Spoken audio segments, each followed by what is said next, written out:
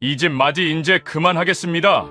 큰아들이 아버지 칠순잔치에 상을 얻고 분노하며 말하였습니다. 몇 분 전 태준아, 우리 집 체면 살리려면 넉넉히 준비해. 형이 계산도 다 할 거야. 제일 든든하잖아. 사진 촬영 추가했지? 아빠 칠순 허술하면 창피당해. 형이 알아서 다 할 거야. 큰형이잖아. 장남이면 이 정도는 해야지. 그래야 집안이 선다. 모든 집안일과 금전을 도맡아온 태주는 수십 년간 쌓인 울분과 스트레스를 한 번에 터뜨리고 그렇게 돌아서는데 과연 이 집에는 무슨 일이 있었던 걸까요? 사연이 궁금하시면 구독과 좋아요 꼭꼭 먼저 해주시고 어디서 듣고 계신지도 댓글로 남겨주세요. 그곳에 보물 같은 일들이 펼쳐지길 기원하겠습니다. 새벽 4시 5분이었습니다. 아직 어둠이 채 거치지 않은 시간, 태진은 이불을 걷어내며 천천히 몸을 일으켰습니다. 어젯밤 철근 보조를 하다 삐끗한 허리가 하룻밤 사이에 나을 리 없었죠. 자리에서 일어나는 것만으로 등 아래쪽에서 묵직한 통증이 치밀어 올랐어요. 태진은 이를 악물었습니다. 그러고는 혼자 중얼거렸죠. 오늘 빠지면 일 끊겨. 52살. 건설 현장 일용직으로 살아온 세월이 그만큼이었습니다. 몸 어딘가 성한 날이 없었지만 그래도 나가야 했어요. 쉬는 날엔 돈이 없었으니까요. 방문을 열고 나오자 욕실 쪽에서 물소리가 들렸습니다. 아내 은정이었어요. 세면대 앞에 서서 뜨거운 물에 두 손을 담갔다 뺐다 하고 있었습니다. 식당 설거지와 주방 보조를 오래 하다 보니 손등에는 밴드가 붙어 있었고 손가락 마디마디엔 물집 자국이 남아 있었어요. 뜨거운 물에 담그면 굳어진 손이 조금이나마 풀렸거든요. 그게 은정의 아침이었습니다. 도시락도 아침 인사도 아닌 그냥 손부터 달래는 아침이었죠. 태진은 냉장고를 열었어요. 습관처럼 여는 거였습니다. 먹을 게 없어서가 아니라 먹을 시간이 없었어요. 지금 당장 나가야 했거든요. 냉장고 문을 조용히 닫고 신발을 신는데 은정이 작은 비닐봉투 하나를 태진 점퍼 주머니에 슬쩍 밀어 넣었습니다. 도시락이 아니었어요. 진통제 2알 파스 몇 장. 은정은 별말 없이 짧게 말했습니다. 이것만 챙겨. 태진이 현관문을 열다가 멈췄어요. 은정이 낮게 말했습니다. 여보, 오늘은 제발 다치지 마. 태진은 대답 대신 고개만 한번 끄덕였어요. 그리고 문을 닫았습니다. 밖은 영하였어요. 입김이 뿌옇게 피어올랐습니다. 발가락 끝이 안전화 속에서 이미 얼어붙고 있었고 태진은 끈을 다시 단단히 조여매며 인력사무소를 향해 빠른 걸음을 놀렸어요. 그때 전화가 울렸습니다. 어머니였어요. 첫 마디부터 날이 서 있었습니다. 너 지금 어디야? 칠순잔치 장소 오늘 확정해야 된다고. 태진은 걸음을 늦추지 않은 채 전화를 받았어요. 어머니, 저 지금 일 나가야 해서요. 어머니 목소리가 즉각 튀어올랐습니다. 일? 내 아버지 칠순이 일보다 하찮아? 태진은 할 말이 없었어요. 알겠습니다라는 말만 남기고 전화를 끊었습니다. 끊기가 무섭게 이번엔 가족단체 카톡방에 알림이 떴어요. 어머니가 연회장 견적서 사진을 올린 거였습니다. 1인당 12만 원. 하객 9명. 답례품 포함. 그 아래 글자가 붙어 있었어요. 체면이야. 장남이 결제해. 태진은 걸음을 멈추고 그 숫자를 눈으로 훑었습니다. 손가락으로 계산을 해보려다 멈췄어요. 말이 나오지 않았습니다. 그냥 핸드폰을 주머니에 넣었어요. 인력사무소 앞에 줄이 서 있었습니다. 태진이 자리를 잡자마자 이번엔 현장 반장에게서 전화가 왔어요. 오늘 인원 줄었어. 늦으면 빠져. 태진은 더 바짝 앞쪽으로 한 발짝 섰습니다. 그 사이 단체 카톡방이 또 울렸어요. 셋째 성우가 이모티콘 하나를 달랑 보내왔습니다. 형, 나 카드 막혀서. 차남 도윤은 대출 때문에 이번 달은 좀이라며 말을 흐렸어요. 막내 하리는 오빠가 하면 든든이라고 가볍게 한마디 던졌습니다. 태진은 답장을 치려고 핸드폰을 들었어요. 글자를 썼다가 지웠습니다. 다시 썼다가 또 지웠어요. 세 번째도 마찬가지였습니다. 결국 아무 말도 하지 않았어요. 뭘 써야 할지 몰라서가 아니었습니다.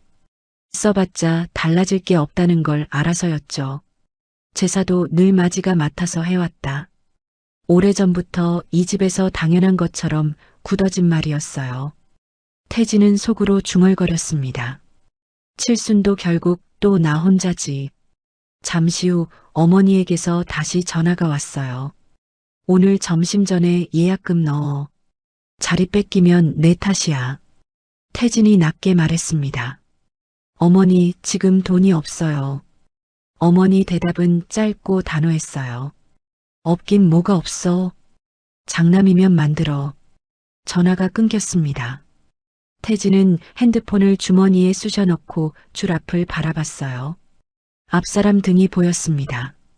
그냥 그 등을 바라봤어요. 그때 은정에게서 카톡이 왔습니다. 식당 오늘 단체 예약 들어왔어. 설거지가 산이야. 손이 감각이 없어. 태진은 그 문자를 읽다가 잠깐 멈췄어요. 새벽에 세면대 앞에서 뜨거운 물에 손을 담갔다 뺐다 하던 은정의 뒷모습이 눈앞에 떠올랐습니다. 밴드가 붙은 손등, 물집 자국이 남은 손가락들. 그 손이 지금 또 물속에 있겠구나 싶었어요. 태진은 안전모를 눌렀으며 현장으로 향하는 발걸음을 옮겼습니다. 하늘이 조금씩 밝아오고 있었어요. 하지만 태진 가슴속엔 먹구름이 내려앉기 시작하고 있었죠. 오늘 뭔가 터진다. 그 예감은 틀리지 않았습니다. 현장 일을 마치고 집에 돌아온 태진을 기다리고 있던 건 저녁밥이 아니었어요. 어머니가 보낸 카톡 하나였습니다. 사진 한 장이 떡하니 올라와 있었죠. 빼곡하게 적힌 항목들. 연회장, 사회자, 영상 촬영, 사진 촬영, 답례품, 현수막, 케이크, 한복대여, 친척 차량 지원. 제목은 이랬습니다. 칠순잔치 체크리스트. 태진은 소파에 앉은 채 그 목록을 스크롤했어요. 끝이 나오질 않았습니다. 캡처를 해서 은정에게 보냈어요. 한참 만에 답장이 왔습니다. 말 한마디 없이 점 3개짜리 말줄임표만 달랑 하나였죠. 그것만으로도 충분했어요. 두 사람이 무슨 생각을 하는지 더 말하지 않아도 알 수 있었습니다. 잠시 후 어머니에게서 음성 메시지가 왔어요. 태진은 이어폰도 끼지 않고 그냥 재생했습니다. 어머니 목소리가 거실에 퍼졌어요. 아버지 친구들 오면 우리 집안 격이 보이는 거야. 싸구려로 하면 내가 욕먹어. 알지? 태진은 핸드폰을 테이블 위에 내려놓았습니다. 뒤집어서요. 다음 날 태진은 현장이 끝나는 대로 연회장 상담을 잡아뒀습니다. 짬을 낸 게 아니었어요. 반장이 야근을 붙이지 않으면 바로 달려갈 생각이었죠. 그런데 오후 늦게 반장이 딱 한마디를 던졌습니다. 오늘 야근이야. 태진은 아무 말도 못했어요. 야근이 끝난 건 밤 9시가 넘어서였습니다. 작업복 그대로, 땀냄새 그대로 태진은 연회장으로 뛰어갔어요. 마감 직전이었습니다. 연회장 직원이 반기는 표정은 아니었지만 그래도 앉아서 패키지 설명을 시작했어요. 문제는 어머니가 옆에 와 있었다는 거였습니다. 직원이 패키지 종류를 늘어놓는데 어머니가 먼저 입을 열었어요. 태진을 가리키며 직원한테 말했습니다. 우린 장남이 있으니까 최고로 해요. 태진은 가슴이 쿵 내려앉는 걸 느꼈어요. 그 한마디가 얼마짜리인지 이미 알고 있었거든요. 태진이 조심스럽게 중간 패키지를 손가락으로 짚었어요. 어머니, 이걸로도 충분하지 않을까요? 어머니가 직원 앞에서 바로 잘랐습니다. 그거 아니야. 태진은 입을 다물었어요. 더 말할 수가 없었습니다. 계약서 맨 아래에 붉은 글씨로 이런 문구가 박혀 있었어요. 예약금 당일 입금. 태진은 지갑에서 카드를 꺼냈습니다. 손이 살짝 떨렸어요. 단말기에 카드를 가져다 대는 순간 짧고 날카로운 소리가 났습니다. 삑. 승인이었죠. 주차장으로 나오는 길에 어머니가 한마디 했어요. 잘했어. 그리고 먼저 차에 탔습니다. 태진은 영수증을 반으로 접어 점퍼 주머니에 구겨 넣었어요. 한참을 그 자리에 서 있었습니다. 그날 밤 은정은 퇴근하자마자 식탁에 답례품 샘플을 펼쳐 놓았습니다. 시어머니가 고르라고 보내온 것들이었어요. 그런데 손이 말을 듣질 않았습니다. 하루 종일 물속에 있던 손이 퉁퉁 부어 있었거든요. 작은 포장 박스 하나를 집으려다 손에서 미끄러졌어요. 은정은 잠깐 그 손을 내려다봤습니다. 화가 나야 하는데 눈물도 안 나왔어요. 그냥 다시 집어들었죠. 남편이 들어오자 은정이 먼저 말을 꺼냈어요. 여보, 답례품은 왜 내가 해야 돼? 태진은 잠깐 멈칫했습니다. 그러고는 낮게 대답했어요. 원래 큰 며느리가 말이 채 끝나기도 전에 은정의 눈빛이 굳어졌습니다. 태진은 말을 이으려다 그 눈빛에 막혔어요. 미안해라는 말도 끝내 나오지 않았습니다. 핸드폰만 만지작거렸죠. 가족 단체 카톡방에 좌석 배치도와 하객 명단을 올렸습니다. 태진이 직접 만든 거였어요. 동생들 반응은 한결같았습니다. 좋아요, 버튼 하나씩. 실제 연락과 초대는 태진 몫이었어요. 당연한 것처럼요. 성우가 메뉴 사진을 보고 한마디 던졌습니다. 와, 비싸다 형. 태진이 답장을 치다가 지웠어요. 도윤은 형, 축하금은 형이 받아서 정리하자. 나중에 정산하면 되지라고 미리 선을 그었습니다. 태진은 그 문자를 읽으며 입술을 깨물었어요. 나중에. 그 말이 참 익숙했습니다. 들을 때마다 배가 살살 뒤틀리는 그 단어였죠. 하리는 오빠, 우리 시댁도 들러야 해서 빨리 끝내줘라고 카톡을 보냈어요. 은정이 옆에서 그 화면을 봤습니다. 아무 말도 안 했어요. 하던 포장으로 손을 돌렸죠. 카톡방이 조용해진 사이 태진은 혼자 가계부 앱을 켰어요. 숫자들을 보다가 앱을 껐습니다. 다시 켰어요. 또 껐습니다. 그때 어머니에게서 전화가 왔어요. 현수막 문구가 마음에 안 든다는 거였습니다. 글씨체가 너무 촌스럽잖아. 받고 태진은 알겠습니다라고 했어요. 전화를 끊고 디자인 업체에 수정 요청 문자를 보냈습니다. 잠시 후 업체에서 답장이 왔어요. 수정 시 추가 비용 발생합니다. 태진은 알겠습니다라고 답하고 핸드폰을 덮었습니다. 은정이 답례품 포장을 마무리하다가 갑자기 손을 멈췄어요. 한참을 그 자리에 앉아 있었습니다. 그러다 낮게 혼잣말처럼 말했어요. 나 이 집안 도구야? 태진은 그 말을 들었습니다. 들었지만 대답하지 못했어요. 밤이 더 깊어졌습니다. 태진은 혼자 하객 명단을 정리했어요. 친척 이름 옆에 선물, 축의금 메모를 하나씩 적어 내려갔습니다. 이름이 참 많았어요. 전화해야 할 사람, 초대 문자 보내야 할 사람, 좌석 안내까지 해야 할 사람. 전부 자기 몫이었거든요. 그때 어머니 목소리가 귓가에 다시 떠올랐습니다. 연회장을 나오며 마지막으로 못 박듯 했던 말이었어요. 그리고 제사도 알지? 칠순 끝나도 바뀌는 거 없어. 원래 마지가 하는 거야. 태진은 펜을 내려놓았습니다. 천장을 올려다봤어요. 칠순잔치가 아니었습니다. 이건 그냥 터지기 직전인 무언가였죠. 다음 날 아침 태진은 결심했습니다. 더 이상 혼자 끌고 갈 수 없었어요. 밤새 명단을 정리하고 업체에 문자를 보내고 혼자 숫자를 맞추다 보니 머리가 터질 것 같았거든요. 태진은 가족 단체 카톡방을 열었습니다. 그리고 천천히 글자를 눌렀어요. 이번 칠순 비용 최소한 사남매가 나누자. 나 혼자는 못하겠어. 보내기 버튼을 누르고 나서 태진은 핸드폰을 뒤집어 놓았습니다. 읽음 표시가 하나씩 뜨는 게 보기 싫었거든요. 그래도 어쩔 수 없이 다시 들었어요. 세 사람 다 읽었습니다. 그런데 아무도 말이 없었어요. 한참 만에 도윤이 먼저 답장을 보내왔습니다.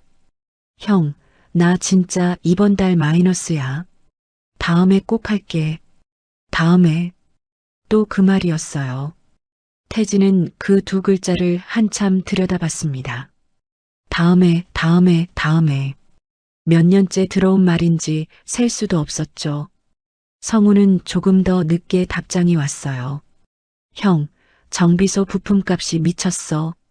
나도 지금 숨이 넘어가. 미안. 태진은 그 문자를 읽다가 손가락을 멈췄습니다.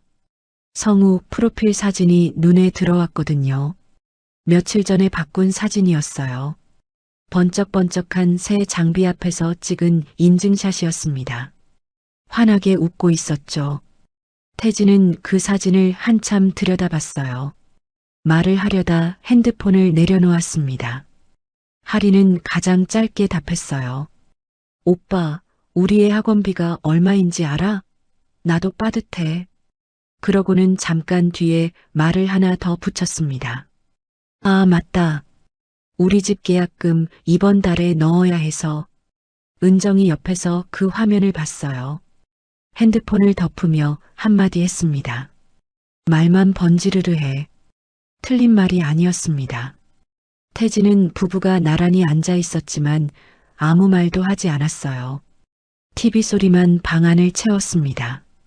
두 사람 다 핸드폰을 보고 있지 않았어요. 그냥 앉아 있었죠. 그 침묵이 어떤 말보다 더 무거웠습니다. 며칠 뒤 태진은 아버지 댁에 들렀어요. 잔치 준비 얘기를 직접 드리러 간 거였습니다. 아버지 경호가 거실에 앉아 계셨어요.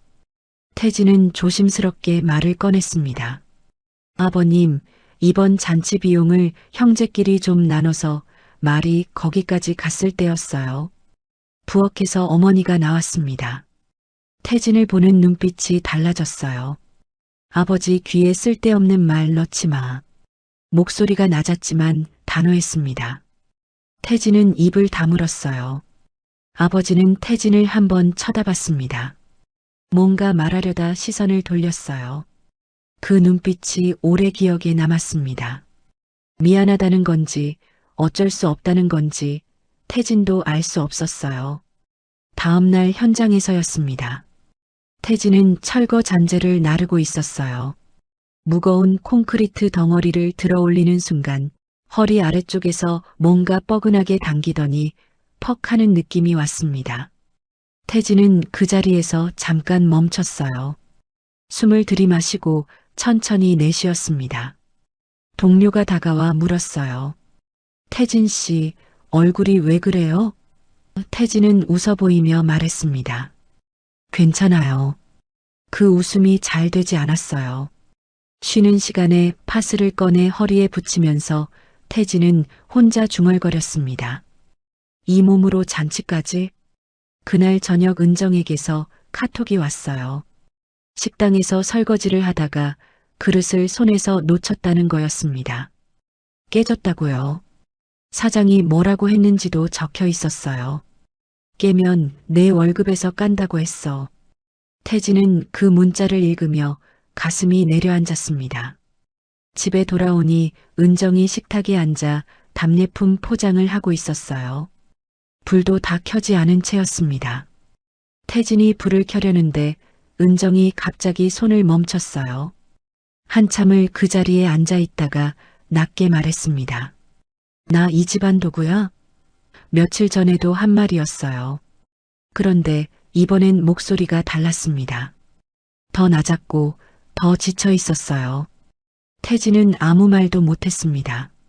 그날 밤 태진은 연회장 계약서를 다시 꺼냈어요. 금액들을 하나씩 들여다봤습니다.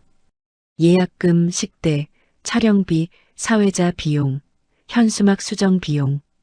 전부 자기 카드에서 나간 것들이었죠. 태진은 그 숫자 옆에 이름을 쓰기 시작했습니다. 누가 얼마를 내야 하는지 계산해 봤어요. 그런데 쓰다 보니 손이 멈췄습니다. 나중에라는 단어가 자꾸 머릿속에 떠올랐거든요. 나중에 정산하자. 나중에 갚을게. 나중에. 태진은 펜을 내려놓고 핸드폰을 들었습니다. 카톡방을 열었어요. 연회장 계약서 사진을 찍어서 올렸습니다.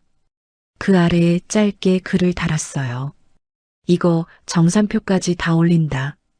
도망 못 가. 보내기를 누르고 나서 태진은 핸드폰을 덮지 않았어요. 이번엔 뒤집지도 않았습니다. 읽음 표시가 하나씩 뜨는 걸 그냥 바라봤어요. 세 사람 다 읽었습니다. 아무도 답장을 하지 않았죠. 그 침묵이 오히려 태진에게는 확인이었습니다.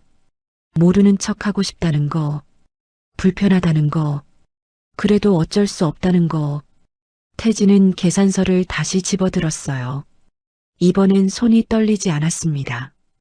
동생들은 끝내 아무 답장도 하지 않았습니다. 다음 날도 그 다음 날도 카톡방은 조용했어요. 태진이 올린 계약서 사진 아래로 읽음 표시만 3개 달린 채였습니다. 못 본 게 아니었어요. 다 봤지만 모른 척하는 거였죠. 태진은 더 이상 그 카톡방을 열지 않았습니다. 잔치까지는 이제 열흘도 채 남지 않았어요. 그 열흘이 태진 부부에게는 지옥 같은 시간이었습니다. 태진은 낮엔 현장에 나가고 밤엔 잔치 준비를 했어요. 하객 연락, 좌석 배치 수정, 업체 확인 전화. 은정은 퇴근하고 돌아오면 식탁에 앉아 답례품 포장을 했습니다. 두 사람이 같은 집에 있었지만 대화가 없었어요. 나눌 말이 없어서가 아니었습니다. 나눌 기운이 없었던 거죠. 어느 날 밤이었어요. 은정이 답례품 스티커를 붙이고 있었습니다. 작은 스티커를 상자 모서리에 하나씩 붙이는 작업이었어요. 단순해 보였지만 손이 부은 상태에서는 그것도 쉽지 않았습니다. 스티커를 떼어내려다 손톱이 접히고 다시 붙이려다 삐뚤어지고 그러다 결국 일이 벌어졌어요. 스티커 날카로운 끝이 손가락 옆면을 그어버린 거였습니다. 얕은 상처였지만 피가 스르르 배어 나왔어요. 은정은 그 손가락을 잠깐 바라봤습니다. 아프다는 생각보다 먼저 든 건 이거였어요. 스티커에 피 묻었네. 반창고를 붙이고 다시 앉았습니다. 그냥 계속했어요. 태진이 현장에서 돌아온 건 밤 10시가 넘어서였습니다. 문을 열고 들어서니 거실 불이 꺼져 있었어요. 식탁 위에 답례품 상자들이 반쯤 쌓여 있었고 은정은 그 옆에 엎드린 채 잠들어 있었습니다. 앉아서 일을 하다가 그대로 쓰러진 거였어요. 손은 여전히 스티커 묶음을 쥔 채였습니다. 태진은 가방을 내려놓고 조용히 다가갔어요. 구급함을 꺼내 은정 손등에 난 작은 상처에 연고를 발랐습니다. 잠든 사람 손에 연고를 바르는 게 쉬운 일이 아니었어요. 최대한 살살했지만 은정이 눈을 떴습니다. 여보, 나 손이 감각이 없어. 잠결에 나온 말이었어요. 웃는 것도 우는 것도 아닌 목소리였습니다.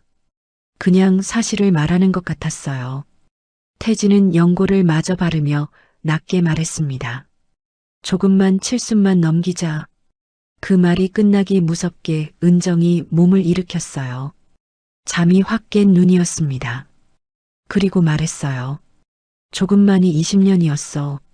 목소리가 높지 않았습니다. 소리를 지른 것도 아니었어요. 그런데 그 말이 태진 가슴에 못처럼 박혔습니다. 반박할 말이 없었어요. 틀린 말이 아니었거든요. 20살 넘게 조금만 더를 반복하며 살아온 게 맞았습니다. 태진은 입을 열려다 닫았어요. 두 사람은 등을 지고 앉았습니다. 냉장고 소리만 들렸어요. 다음 날 어머니에게서 또 전화가 왔습니다. 현수막 문구를 또 바꾸라는 거였어요. 글씨 크기도 좀 키워. 어르신들 눈이 어두우시잖아. 태진은 알겠습니다 하고 끊었어요. 업체에 다시 문자를 넣었습니다. 추가 비용이 또 발생했죠. 도윤에게서 카톡이 왔어요. 형, 내 자리 앞쪽으로 좀 빼줘. 뒤에 앉으면 사진 잘 안 나와. 은정이 그 문자를 보다가 이를 갈았습니다. 도대체 누가 주인공이야? 작게 한 말이었지만 태진 귀엔 똑똑히 들렸어요. 그날 저녁엔 성우에게서 카톡이 왔습니다. 형, 나 칠순날 좀 늦을 수도 있어. 오전에 손님 잡혀 있어서. 태진은 답장을 치려다 멈췄어요. 예전 같으면 그래, 와도 되라고 했을 겁니다. 그런데 이번엔 달랐어요. 손가락이 움직였습니다. 늦든 말든 내 몫은 해. 보내고 나서 핸드폰을 내려놓았어요. 이상하게 후련했습니다. 성우에게서 한참 동안 답장이 오지 않았어요. 그 침묵이 태진에게는 오히려 편했습니다. 할인에게서도 카톡이 왔어요. 오빠, 케이크는 오빠가 결제한 거 맞지? 은정이 그 문자를 보더니 웃었습니다. 웃긴 게 아니었어요. 너무 기가 막혀서 나오는 웃음이었죠. 거울 속 자기 얼굴을 보며 생각했습니다. 눈은 웃지 않았어요. 입꼬리만 올라가 있었습니다. 나 언제부터 이런 얼굴을 하고 살았지. 그날 밤 은정은 오래 거울 앞에 서 있었습니다. 손을 봤어요. 밴드가 붙어 있는 손가락, 갈라진 손등, 물집 자국. 그 손이 20년 동안 뭘 해왔는지 자기가 제일 잘 알았습니다. 제사 때 전을 부치던 손, 명절에 혼자 설거지하던 손, 시어머니 생신 상 차리던 손, 그리고 지금은 남의 잔치 답례품을 포장하는 손. 은정은 앞치마를 벗었습니다. 식탁 위에 던졌어요. 그리고 남편에게 말했습니다. 나 칠순날 부엌 안 들어가. 나도 사람이다. 태진은 그 말을 듣고 은정을 바라봤어요. 화가 난 얼굴이 아니었습니다. 그냥 지쳐있는 얼굴이었어요. 더 이상 참을 곳이 없어진 사람의 얼굴이었죠. 태진은 아무 말도 하지 않았습니다. 할 수 있는 말이 없었어요. 알겠어라고 하기엔 너무 늦었고 조금만 더라고 하기엔 그 말이 얼마나 공허한지 태진. 자신이 가장 잘 알고 있었거든요. 그날 밤 두 사람은 나란히 누웠지만 잠을 이루지 못했습니다. 어둠 속에서 두 사람 다 천장을 바라보고 있었어요. 말은 없었습니다. 하지만 같은 생각을 하고 있다는 걸 두 사람 다 알고 있었죠. 이대로는 안 된다는 것을요. 이대로는 안 된다는 걸 알면서도 당장 뭘 어떻게 해야 할지는 몰랐습니다. 태진은 그냥 버텼어요. 현장에 나가고 돌아오고 명단을 정리하고 업체에 전화하고 은정은 출근하고 설거지하고 퇴근하고 포장하고 두 사람은 말없이 각자 자기 몫을 해냈습니다. 그게 이 부부가 20년 동안 살아온 방식이었거든요. 그러던 어느 날 아침이었어요. 가족 단체 카톡방에 알림이 연달아 울렸습니다. 태진은 현장 가는 버스 안에서 핸드폰을 꺼냈어요. 성우가 사진을 올려놓은 거였습니다. 정비소 안에 번쩍번쩍한 새 리프트가 설치된 사진이었어요. 카메라 앵글을 잡아 제대로 찍은 사진이었습니다. 아래에 글이 달려 있었어요. 드디어 설치했다. 투자했어. 태진은 그 사진을 한참 들여다봤습니다.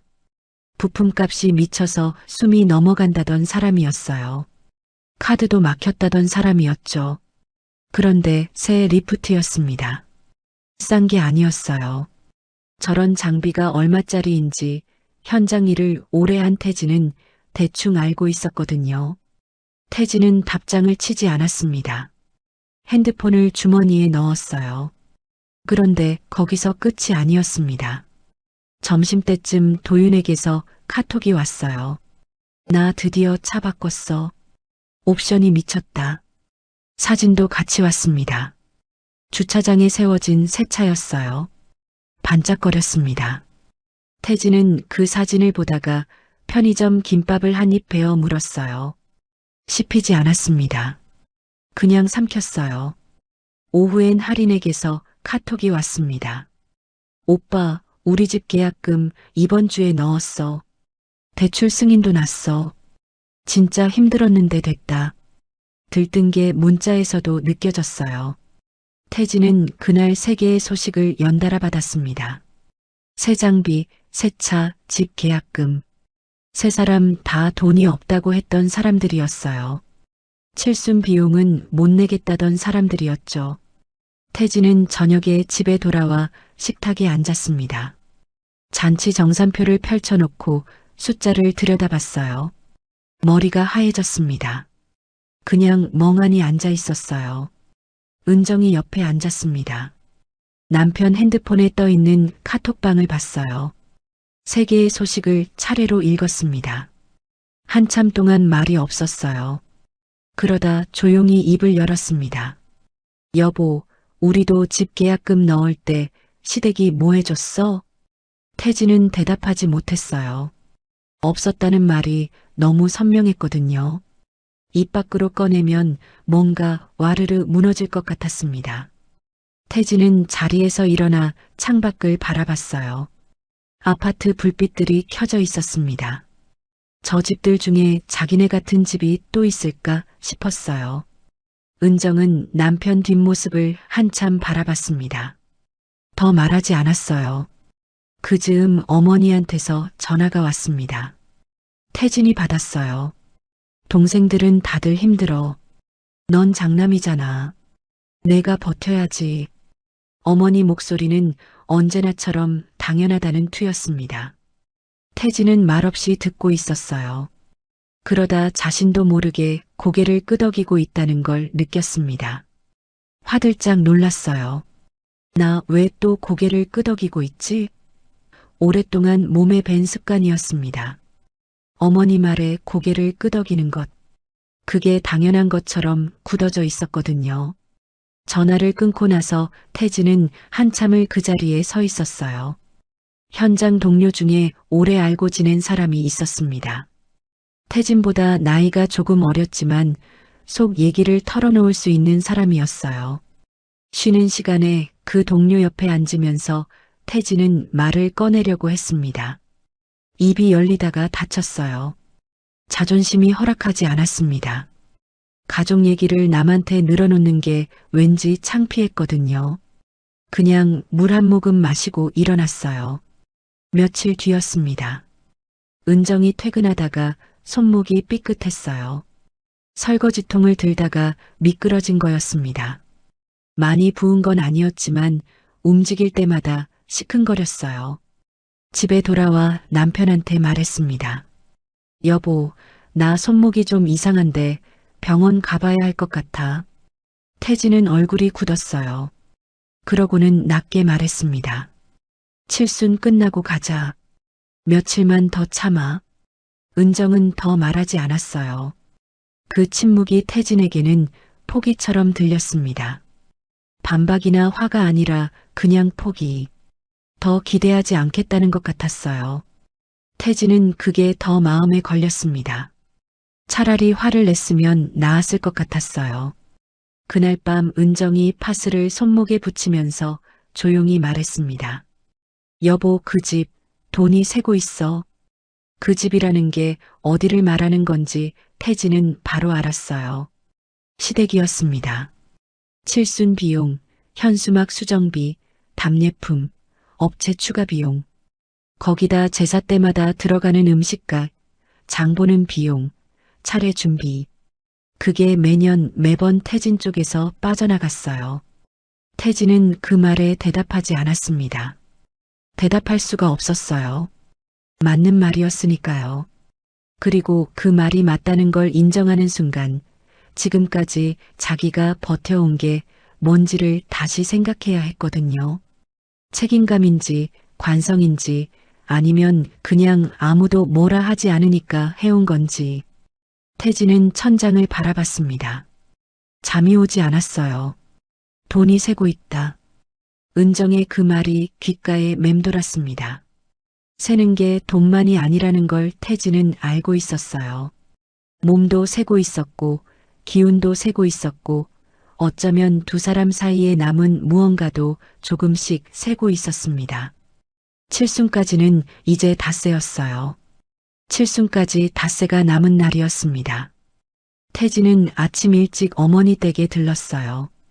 잔치 때 쓸 서류들을 챙겨야 했거든요.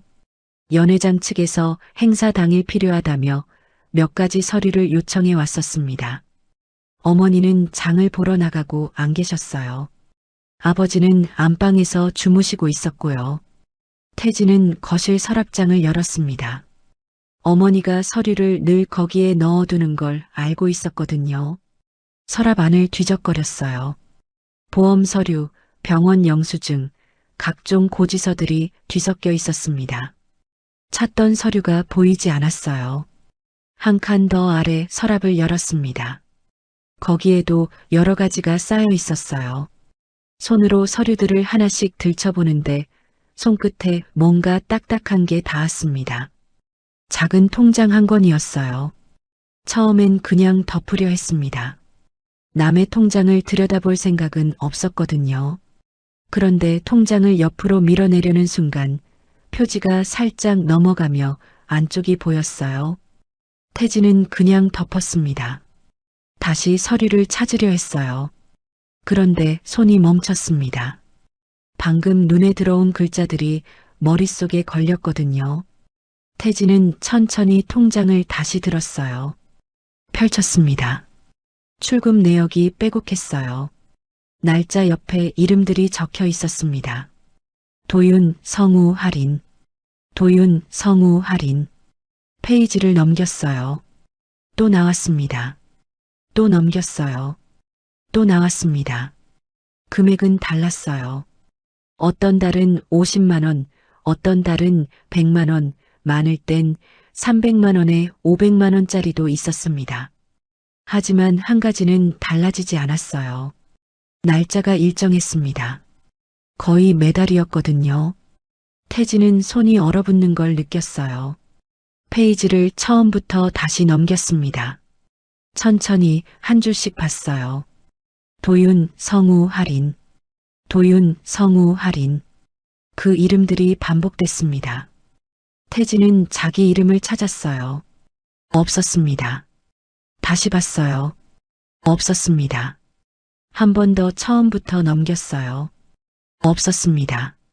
내 이름은 왜 없지? 혼자 중얼거렸어요. 목소리가 나오는지도 몰랐습니다. 거실이 조용했어요. 시계 소리만 들렸죠.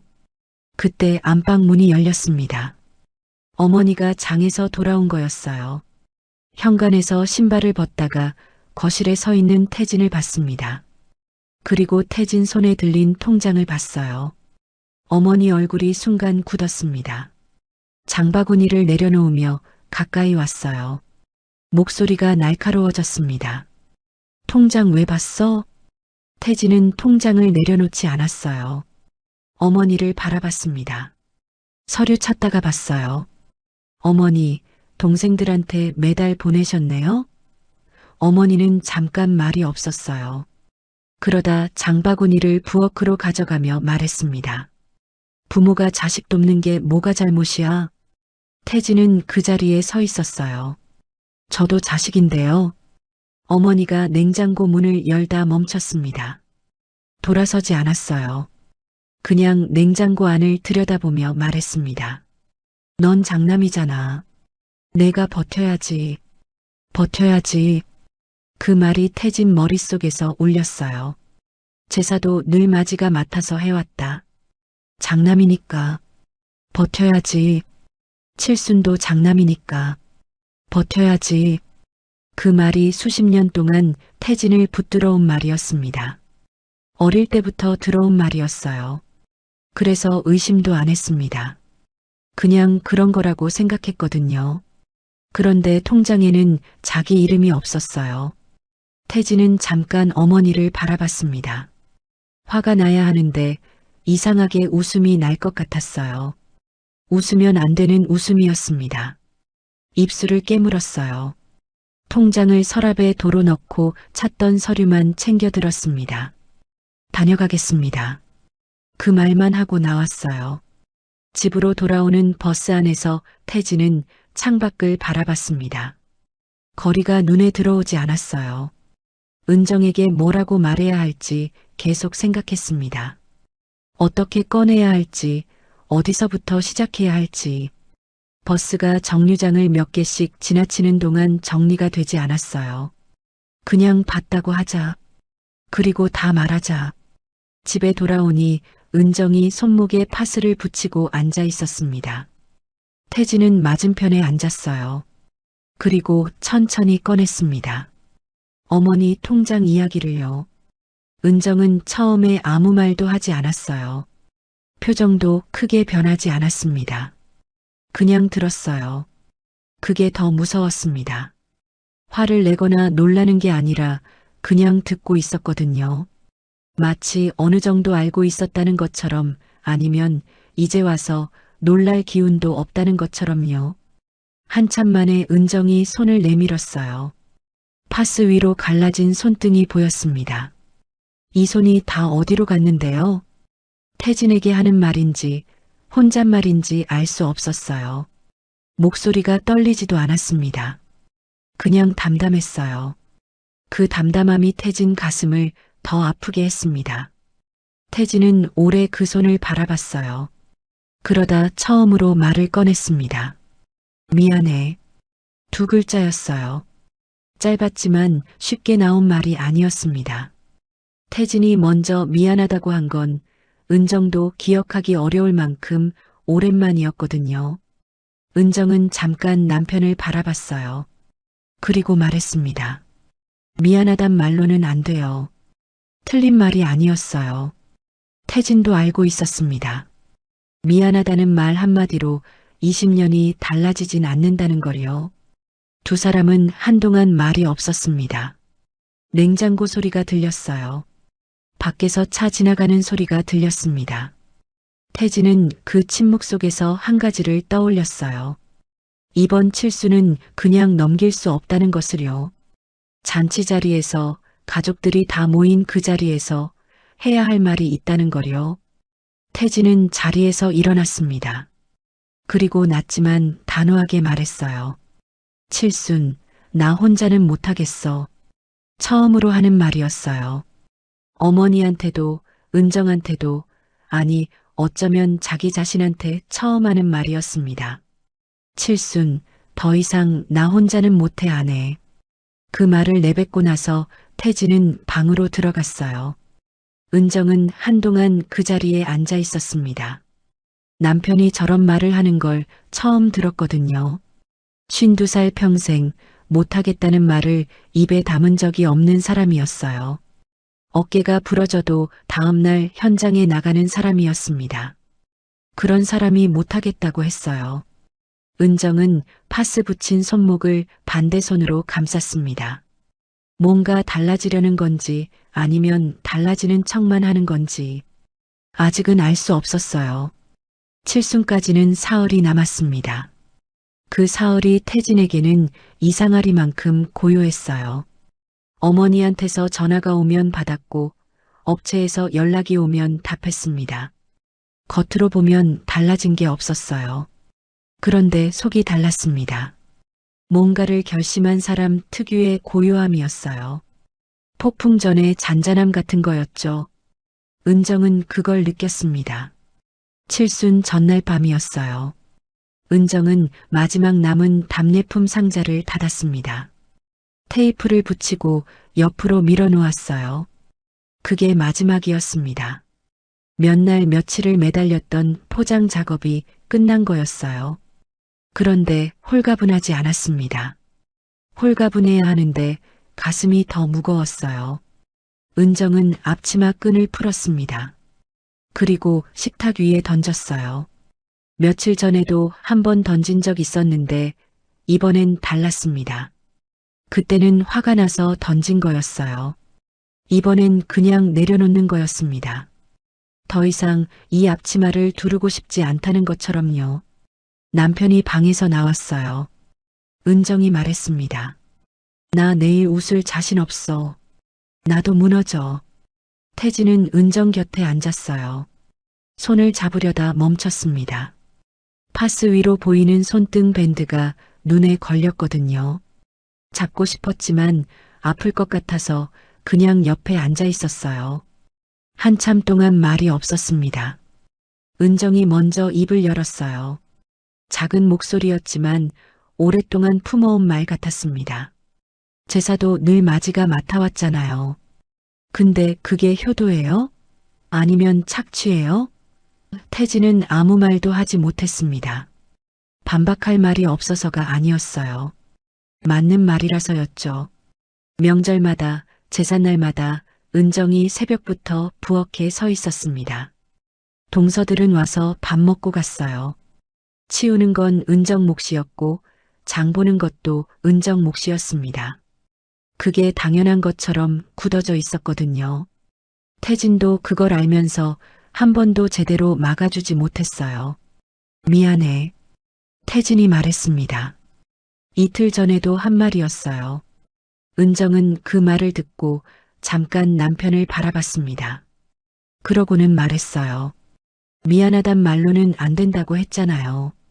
차갑게 하는 말이 아니었습니다. 그냥 사실이었어요.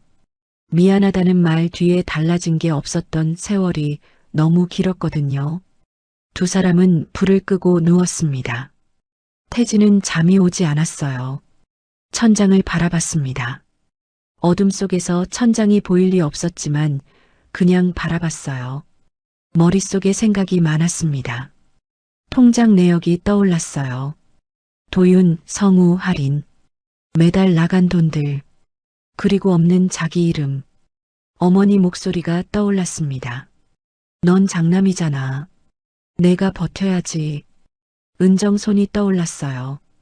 밴드가 붙어있던 손등, 감각이 없다던 손가락들, 피가 묻은 스티커. 내가 뭘 지켜왔지? 그 질문이 머릿속을 맴돌았습니다. 장남이라는 이름을 지킨 건지, 가족을 지킨 건지, 아니면 그냥 아무도 뭐라 하지 않으니까 해온 건지. 대답이 나오지 않았어요. 새벽 2시쯤이었습니다. 태진은 조용히 자리에서 일어났어요. 부엌에 나가 물을 한 잔 마셨습니다. 불을 켜지 않았어요. 어둠 속에서 식탁 위를 보니 답례품 상자들이 쌓여 있었습니다. 은정이 며칠을 앉아서 만든 것들이었어요. 태진은 한참을 그 상자들 앞에 서 있었습니다. 발이 안 떨어졌어요. 다시 방으로 들어와 누웠습니다. 은정은 잠들어 있었어요. 규칙적으로 숨을 쉬고 있었습니다. 태진은 그 숨소리를 들으며 한 가지를 생각했어요. 내일 잔치 자리에서 말을 해야 한다는 것을요. 마이크를 잡았을 때 그 자리에서 해야 할 말이 있다는 걸요. 날이 밝기 전이었습니다. 태진은 다시 일어났어요. 부엌 식탁에 앉아 종이를 꺼냈습니다. 펜을 들고 뭔가를 적기 시작했어요. 축사였습니다. 원래 준비해뒀던 축사가 있었어요. 아버지 칠순을 축하하는 내용이었죠. 그런데 그걸 찢었습니다. 그리고 새로 쓰기 시작했어요. 제목을 먼저 적었습니다. 장남의 마지막 축사. 펜이 움직였어요. 멈추지 않았습니다. 오랫동안 속에 담아뒀던 말들이 한 줄씩 나왔어요. 예약금이 얼마였는지, 식대가 얼마였는지, 답례품을 누가 만들었는지, 통장에서 본 이름들, 제사 때마다 혼자 부엌에 서 있던 은정의 뒷모습. 쓰다 보니 손이 달랐습니다. 떨리지 않았어요. 그때 방문이 열렸습니다. 은정이 나왔어요. 잠이 깬 눈으로 부엌에 불이 켜진 걸 보고 나온 거였습니다. 식탁에 앉아 뭔가를 쓰고 있는 남편을 봤어요. 다가가서 옆에 섰습니다. 태진이 쓰던 종이를 덮으려다 그냥 뒀어요. 은정이 먼저 말했습니다. 내일 당신이 말해줘요. 태진이 고개를 들었어요. 은정과 눈이 마주쳤습니다. 은정의 눈빛이 달랐어요. 화가 난 것도 지쳐 있는 것도 아니었습니다. 뭔가를 기다리는 눈빛이었어요. 20년 동안 한 번도 본 적 없는 눈빛이었습니다. 태진이 고개를 끄덕였어요. 그래. 이번엔 말할게. 은정은 아무 말도 하지 않았습니다. 그냥 고개를 끄덕이고 방으로 들어갔어요. 태진은 다시 종이를 펼쳤습니다. 펜을 들었어요. 창밖이 조금씩 밝아오고 있었습니다. 새벽빛이 부엌으로 스며들었어요. 태진은 마지막 줄을 썼습니다. 종이를 접어 주머니에 넣었어요. 오늘 그 자리에서 이걸 읽을 거였습니다. 칠순 당일 아침이었습니다. 태진은 일찍 눈을 떴어요. 사실 잠을 제대로 잔 건지도 모르겠었습니다.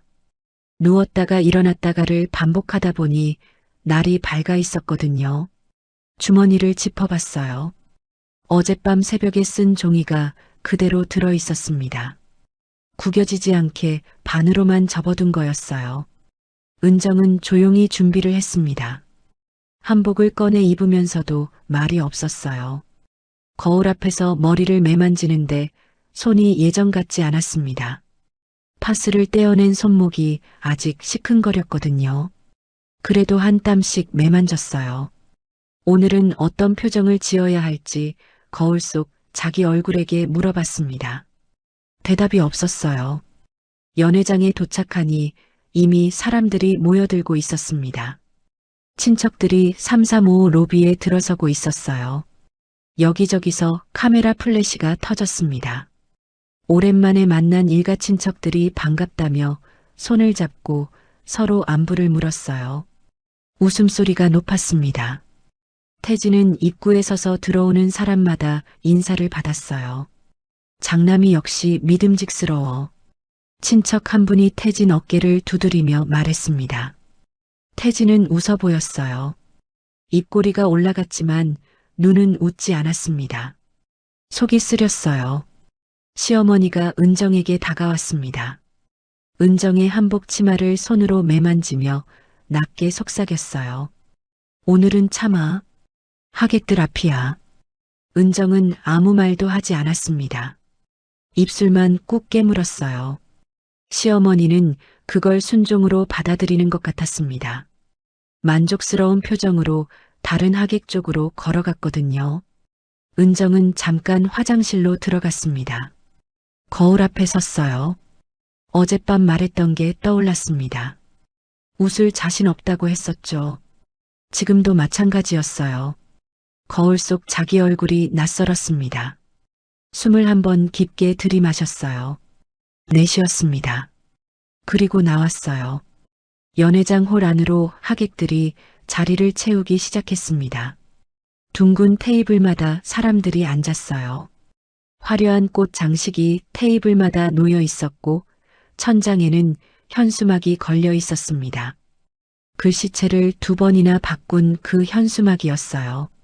정경호 어르신 칠순을 축하합니다. 태진은 그 현수막을 잠깐 올려다봤습니다. 성우가 다가왔어요. 반갑다며 웃으면서 태진 옆에 섰습니다. 형, 오늘 수고 많다. 그러고는 당연하다는 듯이 말을 이었어요. 축하금은 형이 관리해. 나중에 정산하면 되지. 태진은 성우를 바라봤습니다. 나중에 또 그 말이었어요. 통장 내역에 찍혀 있던 날짜들이 겹쳐 보였습니다. 매달 나갔던 돈들. 그런데 자기 이름은 없었던 그 통장이요. 도윤이 옆에서 거들었어요. 그래, 형이 총무잖아. 형이 딱 정리해줘야지. 두 사람이 아무렇지 않게 웃었습니다. 태진은 짧게 대답했어요. 알겠어. 그게 전부였습니다. 아버지 경호가 자리에 앉아 계셨어요. 검은 한복을 단정하게 차려입은 모습이었습니다. 태진과 눈이 마주쳤어요. 아버지가 먼저 시선을 돌렸습니다. 태진은 그 눈빛을 오래 기억할 것 같았어요. 미안하다는 건지 어쩔 수 없다는 건지 알 수 없는 눈빛이었거든요. 태진은 주머니 속 종이를 손가락으로 만졌습니다. 구겨져 있었어요. 괜찮았습니다. 사회자가 단상에 올라섰어요. 마이크를 잡고 행사 시작을 알렸습니다. 식사가 시작되고 테이블마다 음식이 나왔어요. 웃음소리와 대화 소리가 홀을 채웠습니다. 숟가락 소리, 그릇 소리, 건배 소리. 태진은 자기 자리에 앉았지만 아무것도 입에 대지 않았어요. 은정이 건너편 테이블에 앉아 있었습니다. 태진과 눈이 마주쳤어요. 은정의 표정을 읽으려 했습니다. 두렵다는 건지 기다린다는 건지 둘 다인 것 같았어요. 은정이 고개를 한번 끄덕였습니다. 아주 작게요. 태진도 끄덕였어요. 식사가 어느 정도 마무리될 즈음이었습니다. 사회자가 다시 마이크를 잡았어요. 자, 이제 장남 되시는 분의 축사가 있겠습니다. 큰아드님 나오세요. 박수 소리가 터졌습니다. 친척들이 테이블을 두드리며 호응했어요. 태진은 자리에서 일어났습니다. 홀 안에 있는 사람들이 태진 쪽을 바라봤어요. 어머니가 앞자리에서 흐뭇한 표정으로 앉아 있었습니다. 아버지는 상석에서 태진을 봤어요. 도윤과 성우는 각자 자리에서 편안하게 앉아 있었습니다. 하리는 남편 쪽과 귓속말을 나누고 있었어요. 태진은 단상으로 걸어갔습니다. 사회자가 마이크를 건넸어요. 차가운 금속 감촉이 손바닥에 닿았습니다. 손이 떨렸어요. 아주 조금이었지만 느껴졌습니다. 홀 안이 조용해졌습니다. 태진은 고개를 들었어요. 은정을 찾았습니다. 멀리 건너편 테이블에 앉아 있었어요. 은정이 태진을 바라보고 있었습니다. 그리고 천천히 고개를 끄덕였어요. 태진은 숨을 들이마셨습니다. 그리고 입을 열었어요.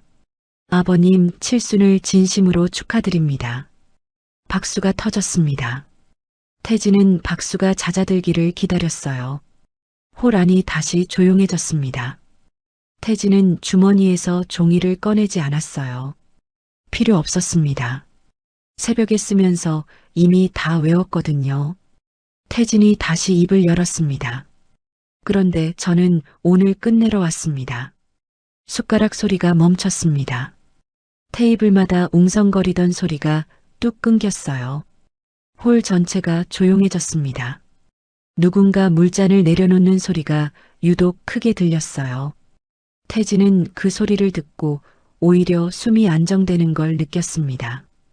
어머니 얼굴이 굳어지는 게 보였어요. 아버지가 술잔을 천천히 내려놓았습니다. 도윤과 성우가 서로를 쳐다봤어요. 하리는 손을 멈췄습니다.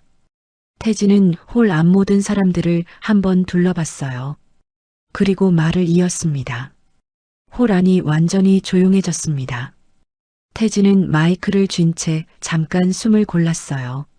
손이 떨리는 게 느껴졌지만 멈추지 않았습니다. 이미 시작한 말이었어요.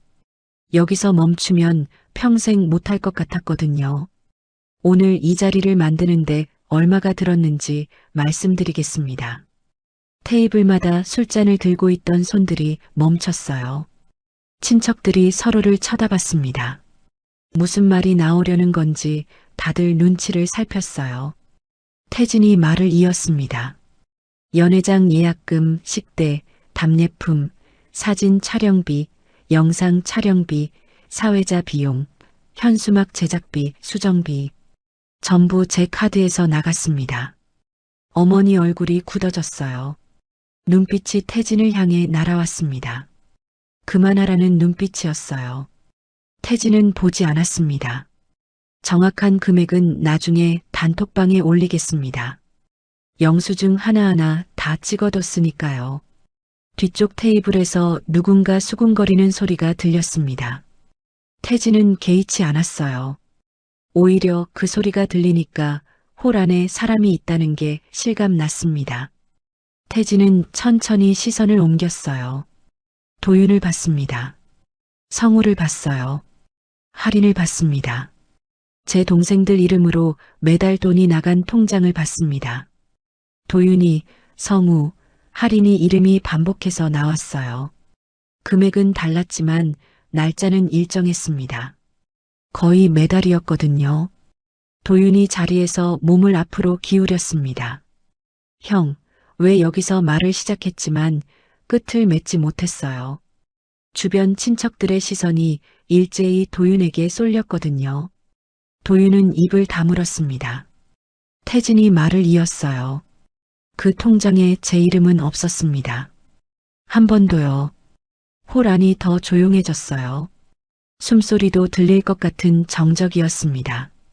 아버지 경호가 상석에서 천천히 고개를 숙였어요. 술잔을 두 손으로 감싸 쥔 채였습니다. 어머니가 낮게 말했어요. 자리에서 일어서지는 않았지만 목소리에 힘이 들어가 있었습니다. 태진아, 그만해. 하객들 앞이야. 태진은 어머니를 바라봤어요. 그리고 말했습니다. 어머니, 하객들 앞이라서 하는 겁니다. 어머니가 입술을 다물었습니다. 태진은 다시 홀 안을 향해 말을 이었어요. 저는 장남입니다. 이 집에서 태어날 때부터 장남이었고 그 이름이 뭘 의미하는지 어릴 때부터 들으며 컸어요. 장남이니까 버텨야 한다. 장남이니까 책임져야 한다. 장남이니까 제사도 맡아야 한다. 저는 그 말들이 당연한 줄 알았습니다. 태진은 잠깐 멈췄어요. 목이 살짝 잠겼거든요. 물을 한 모금 마시고 싶었지만 단상에 물이 없었습니다. 그냥 삼켰어요. 제사 얘기를 하겠습니다. 저희 집 제사는 늘 저희 부부가 맡아왔어요. 기제사도, 차례도, 명절도. 제 아내가 새벽부터 일어나 전을 부치고 탕국을 끓이고 상을 차렸습니다. 동서들은 와서 밥을 먹고 갔어요. 설거지는 제 아내 몫이었고 치우는 것도 제 아내 몫이었습니다. 그게 수십 년째 반복됐어요.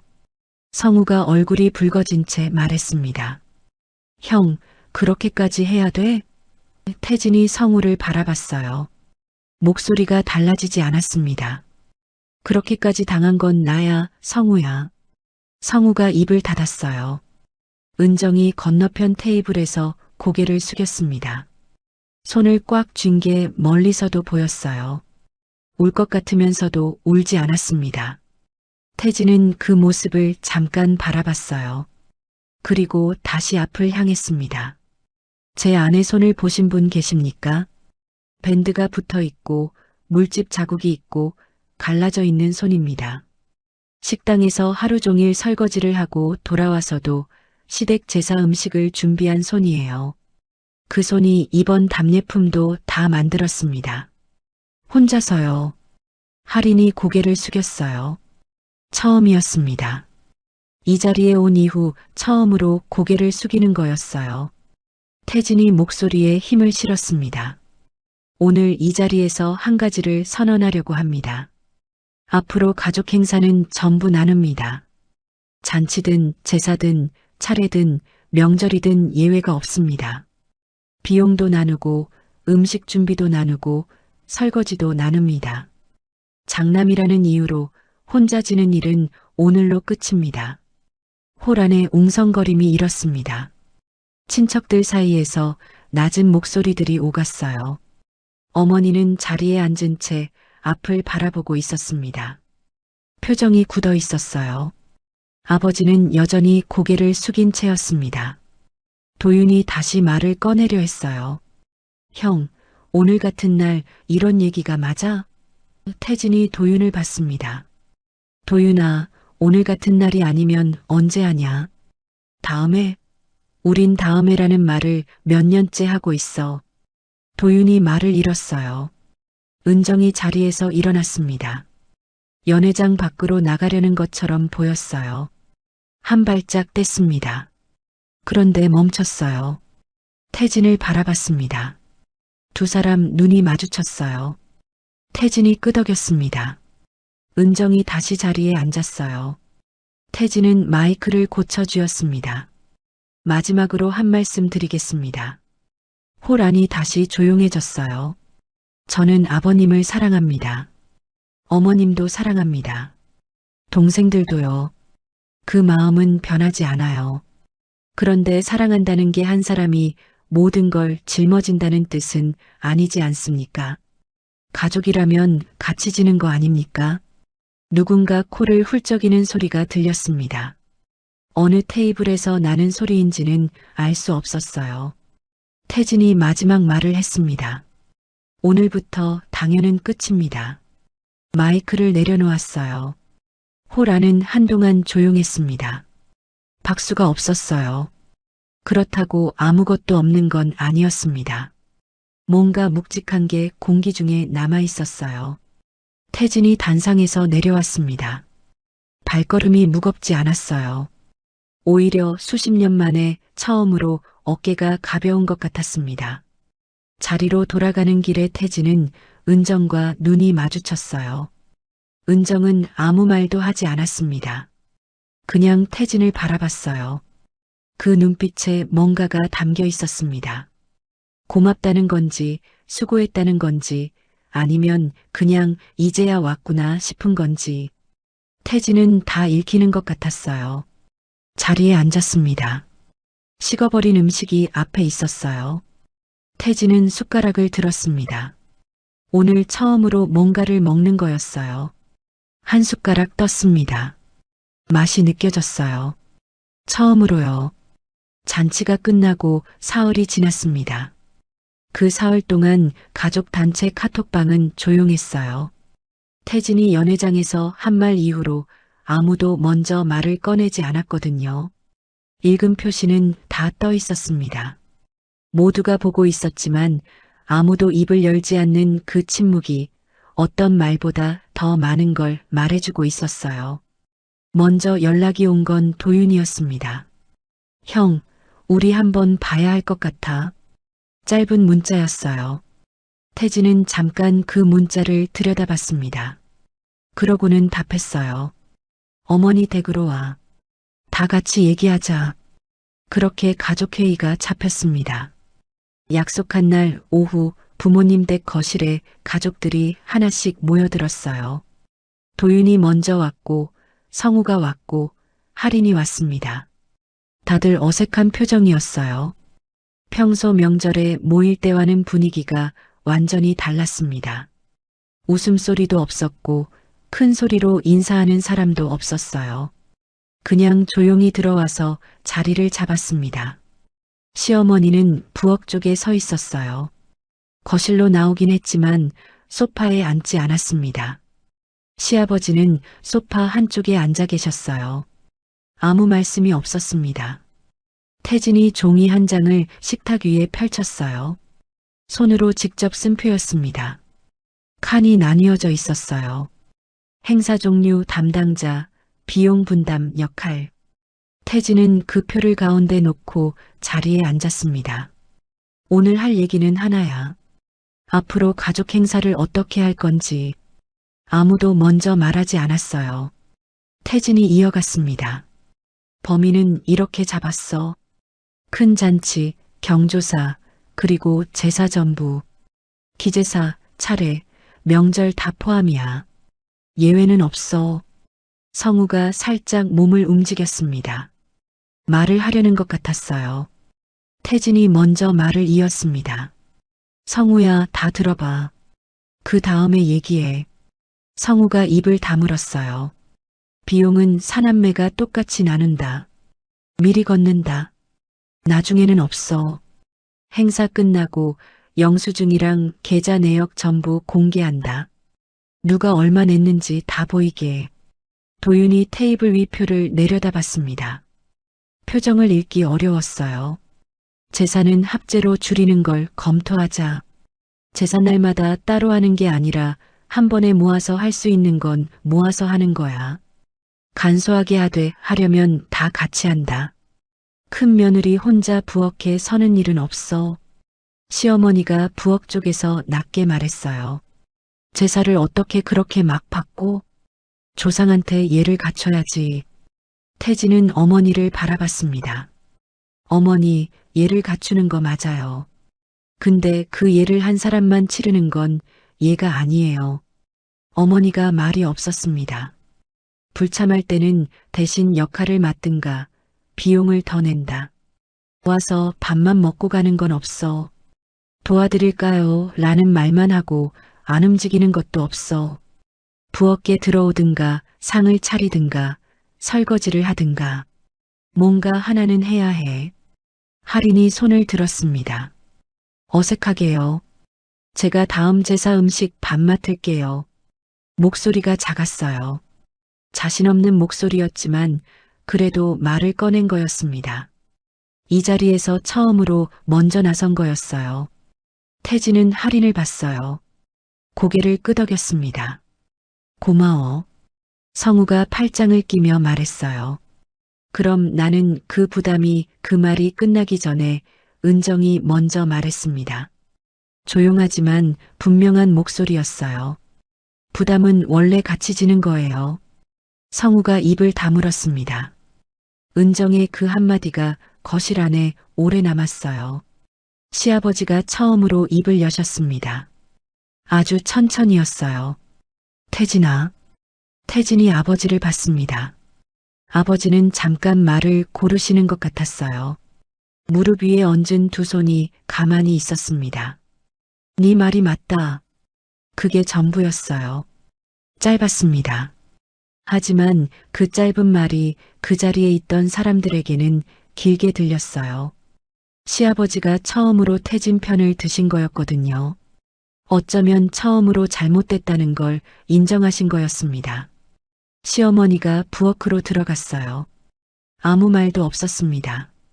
등을 돌리고 들어가는 뒷모습이었어요.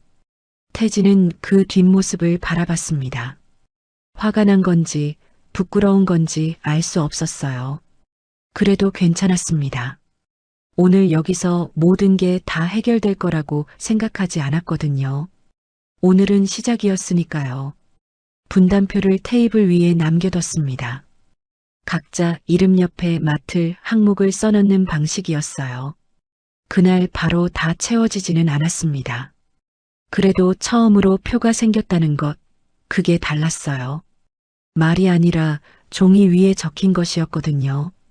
그로부터 2달 뒤 첫 번째 분담 제사가 있었습니다.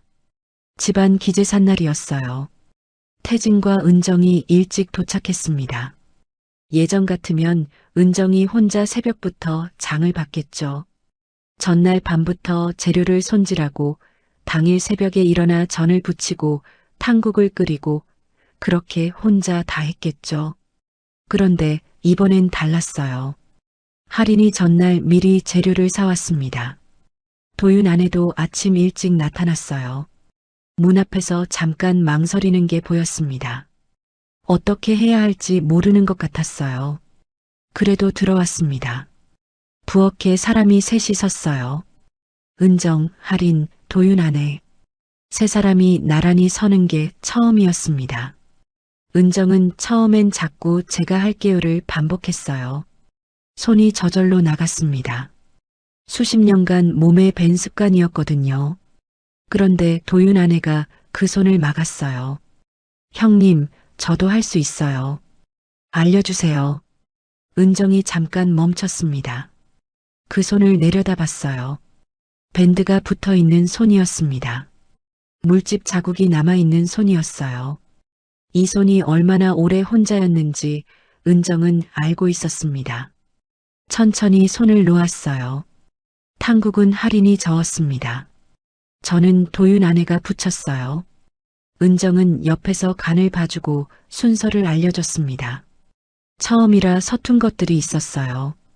전이 한쪽은 탔고 탕국간이 처음엔 싱거웠습니다.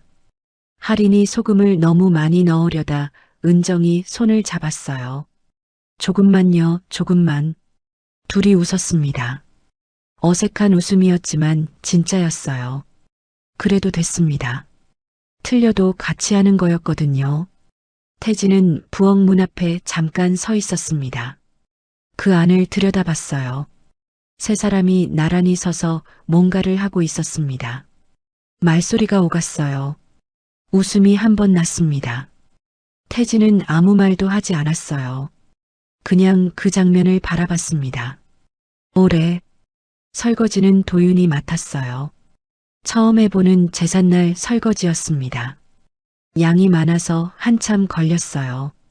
중간에 한숨을 한번 쉬었습니다. 태진이 옆에서 행주를 건넸어요. 도윤이 받았습니다. 둘이 말없이 나란히 서서 설거지를 마쳤어요. 성우는 과일을 씻었습니다. 칼질이 서툴렀어요. 사과를 깎다가 껍질이 뚝뚝 끊겼습니다. 보다 못한 할인이 와서 칼을 빼앗았어요. 성우가 야, 내가 한다고라며 다시 빼앗았습니다. 둘이 실랑이를 하다가 결국 같이 깎았어요. 그게 이상하게 자연스러웠습니다. 제사상이 차려졌어요. 예전 것과 비교하면 조금 달랐습니다. 전이 몇 가지 없었고 과일도 종류가 줄었어요. 하지만 상 위에 있는 것들 하나하나에 사람이 담겨 있었습니다. 누가 씻었고 누가 끓였고 누가 부쳤는지가 보였어요. 시어머니가 상을 보며 한동안 서 계셨습니다. 아무 말도 안 하셨어요. 뭔가 마음에 안 드는 게 있어도 오늘은 말씀을 안 하셨습니다. 그것만으로도 달라진 거였어요. 그렇게 또 한 해가 지났습니다. 태진은 여전히 현장 일을 했어요.